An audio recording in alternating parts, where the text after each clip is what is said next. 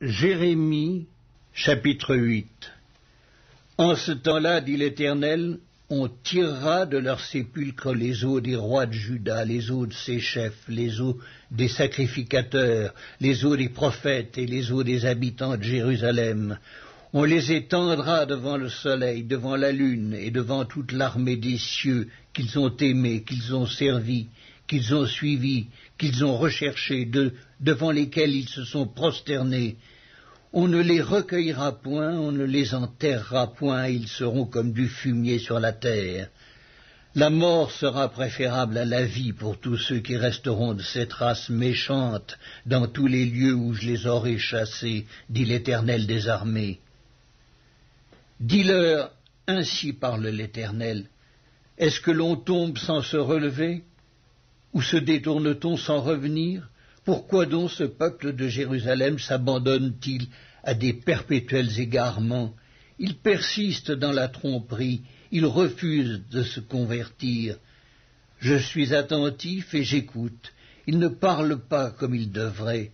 Aucun ne se reprend de sa méchanceté et ne dit « Qu'ai-je fait ?» Tous reprennent leur course comme un cheval qui s'élance au combat.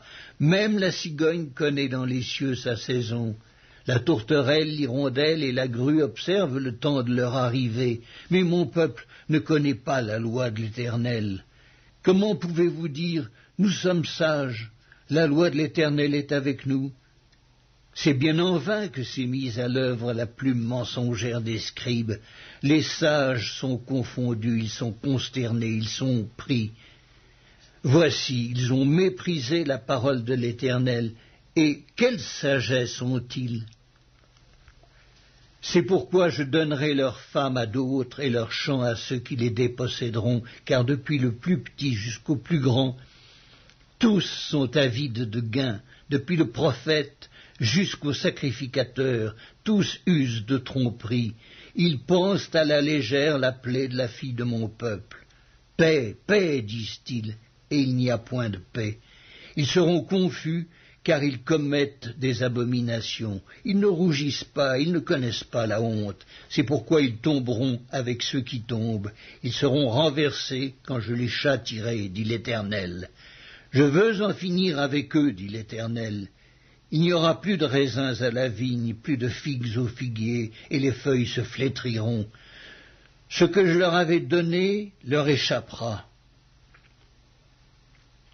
Pourquoi restons-nous assis? Rassemblez-vous et allons dans les villes fortes pour y périr, car l'Éternel notre Dieu nous destine à la mort. Il nous fait boire des eaux empoisonnées parce que nous avons péché contre l'Éternel. Nous espérions la paix, et il n'arrive rien d'heureux. Un temps de guérison, et voici la terreur. Le hennissement de ces chevaux se fait entendre du côté de Dan, et au bruit de leur hennissement, toute la terre tremble. Ils viennent, ils dévorent le pays et ce qu'il renferme, la ville et ceux qui l'habitent. Car j'envoie parmi vous des serpents, des basiliques contre lesquels il n'y a point d'enchantement. Ils vous mordront, dit l'Éternel. Je voudrais soulager ma douleur, mon cœur souffre au-dedans de moi.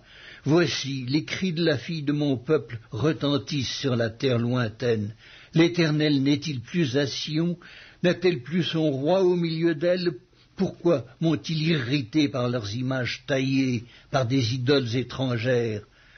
La moisson est passée, l'été est fini, et nous ne sommes pas sauvés.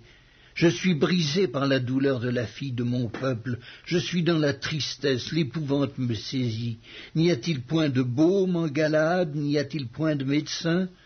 Pourquoi donc la guérison de la fille de mon peuple ne s'opère-t-elle pas?